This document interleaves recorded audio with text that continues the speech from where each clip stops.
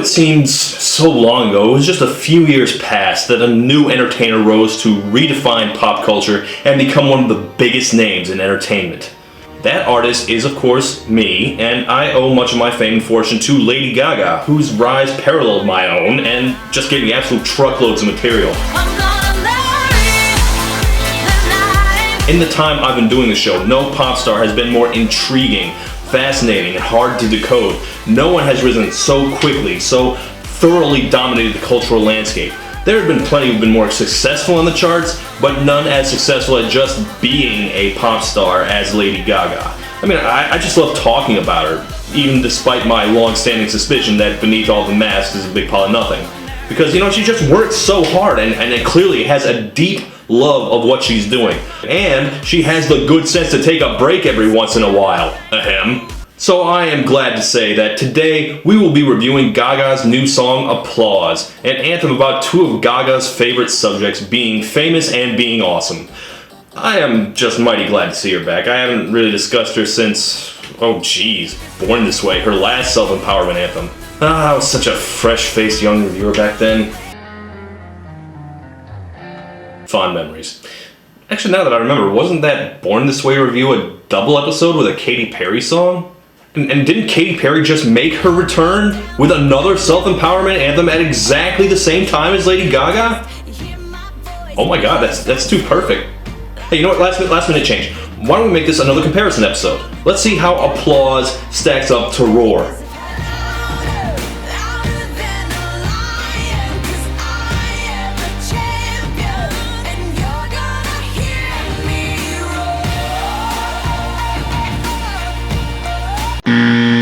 Yeah, never mind. All I have to say about Roar is that it demonstrates how much we need Lady Gaga. Because let me tell you, I am so hyped for her return. Because let's face it, this year's summer jam season absolutely blew. But is her big return single any good? What do I think about it? Well, I'll tell you what I think about it. I think yes! Applause is a dynamite blast of excitement. It's just a breath of fresh air against an increasingly dull pop scene. It's just a delight whenever I hear it. Also, it's a horrible disappointment with obnoxious lyrics that suggest Lady Gaga is stagnating artistically. Yes, I can hold both of those thoughts simultaneously. Oh, how to justify that? I mean, it's interesting. It's certainly not boring, but look, there's no way to avoid what Applause is actually about. Listen to this. I live for the applause, applause, applause. I live for the applause, applause, live for the applause, applause, live for the way that you cheer and scream for me. The applause, applause, applause. When I call Applause a self-empowerment anthem, I mean that quite literally. Applause is about self-empowerment in that it's about empowering herself and only herself.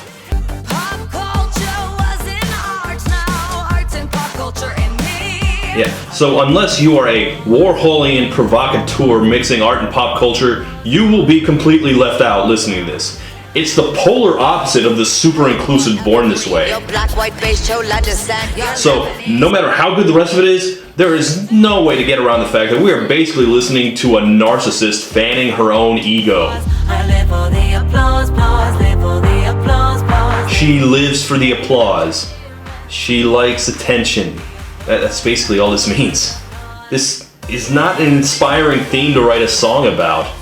How does she justify this? What has she said about it?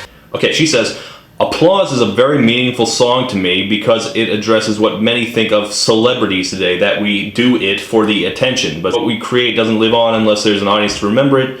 So I may need your attention first so I can sing you my song, but it's the applause after that that lets me know if I've entertained you.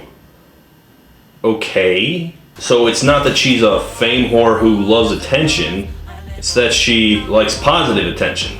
I guess, considering some of her colleagues, that's better than negative attention seeking, but I don't think that's the refutation she thinks it is. I mean, I know I don't like it when songs are overly broad and unspecific. That's my big problem with Roar. But it can go wrong in the opposite direction, too. Just because something is personal doesn't make it useful. Did anyone really want this? If this were the state of mind she were in when she wrote Bad Romance, that song would go me, me, me, me, me, me, me, me, me, me, Gaga, that'd be me, love being me. Okay, now if this were a song just about soaking in praise, I think I could find a way to be okay with that.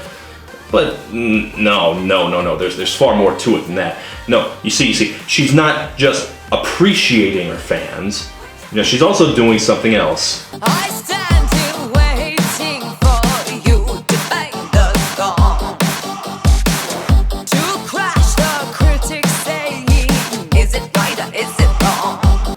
Oh dear God, she's attacking the critics. To crash the critics saying.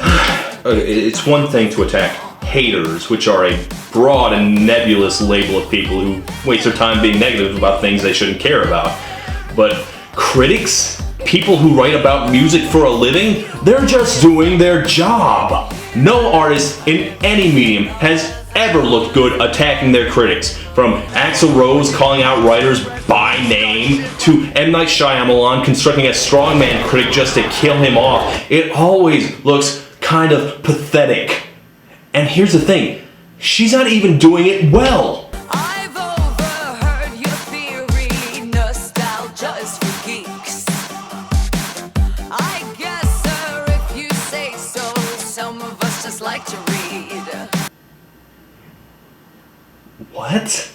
Everything about that is baffling to me.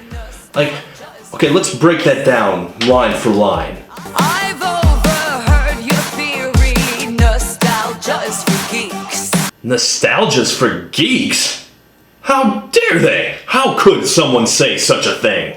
I know! I watch Saturday morning cartoons from the 80s every day and there's nothing uncool about it. Yeah, screw these critics of nostalgia and everyone associated with them. Well, anyway, this nostalgia judger was obviously talking about Gaga's heavily 80s influenced last album, and Gaga's response to him was, I guess, sir, if you say so, some of us just like to read. look, I agree that being geeky is nothing to be ashamed of. It's just, you're into nostalgia because you like reading books. I think most of us get our nostalgia from VH1 and barely literate internet sites like BuzzFeed. But more importantly, this is the battle you picked? Nostalgia is for geeks. Really? You're Lady Gaga. You've got tons of people you could call out. And out of all those possible enemies you could target, out of the critics who call you a vapid pop whore, or the snobs calling you a pretentiously vapid poser, internet trolls shit-talking your appearance or spreading vile rumors about you, the privacy-invading paparazzi, lie-mongering gossip reporters, various and sundry outraged homophobes and religious nuts, and the one person who pissed you off to write a song about was the one who called you geeky? Why? What point does that serve? Just, okay, one, no one knew about this, and two, no one cares. This is like writing a song attacking the kid who called you a butt breath in second grade. Well, I guess some of us don't go around trying to sniff each other's breath. Look, whatever. If you were really made that angry by it, then fine. Go ahead, you take down that whoever the hell you're talking about. I stand here waiting for you to bang the gong. Like what? In a Chuck Barris kind of way?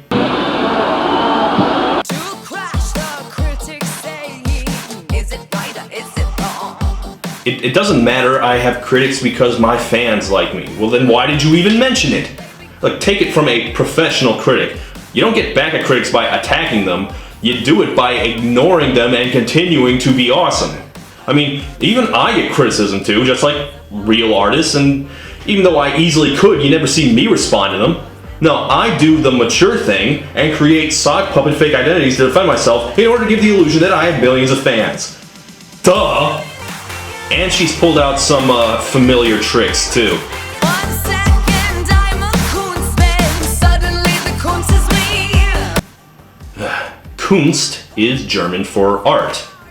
Remove the gratuitous language change, and this lyric is basically the same as the one that comes right after it. Pop culture was in art, now art and pop culture in me. She does that. Subversio. Remember, when you can't come up with a good lyric, switch to a different language, perhaps even a fake one. So people don't realize it. And speaking of silly made-up words, look, I get that Lady Gaga likes her nonsense syllables, but I do have a limit. And even realizing that I'm talking about a person who regularly lets her mouth let out things like ma ma ma ma, rah rah ah ah ah, cherry cherry boom boom, and I'm worried about people stealing my creativity through my vagina, even acknowledging that applause is still the most inane thing I've ever heard. Really, the whole thing is kind of too familiar. The Born This Way album was a mega burst forward for Lady Gaga as an artist, but Applause is exactly the same. She's doing her David Bowie vampire vocals again, the same synth sound she used when she started. Lady Gaga is kind of a victim of the high standards she set up for herself. We want her to push the envelope, to evolve, to surprise us. She disappoints our expectations for her when she does what we expect her to.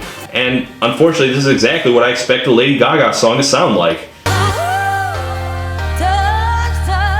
That said, I guess my standards have been vastly lowered by a weak few months of pop music because I still enjoy this song a lot. I mean, it has energy, it's exciting, and you compare it to the recent offerings of Katy Perry or Miley Cyrus, and Applause is like a 5-star triumph.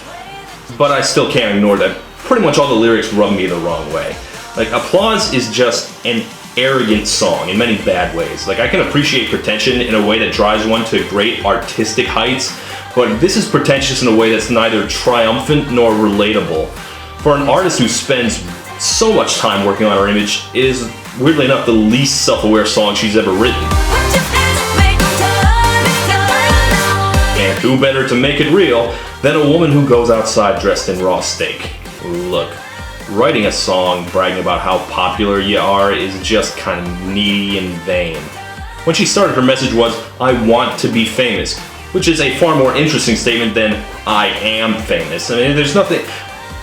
Who in the world could relate to this kind of egotistical, masturbatory piece of self-congratulation... Oh, hold on, I gotta take this. Hello? Oh my god, I finally made it through! Down to the Shadows! You're my favorite internet video, and I'm your biggest fan! Oh my god! Oh my gosh, thank you. You're too so kind. Awesome! You're the best! You're so talented and funny. You know, I'm just glad to be out there making a difference in people's lives. Your videos mean so much to me. I've watched them like a billion times. Fans like you are what makes Todd in the Shadows so great. Thank you so much for letting me talk to you. Oh, you're so awesome! I'm still getting paid for this, right? Yeah. Check's in the mail. Also, if you could stretch it out a little more next time. Yeah, I can do that. Alright, good. Okay, gotta run. My adoring public.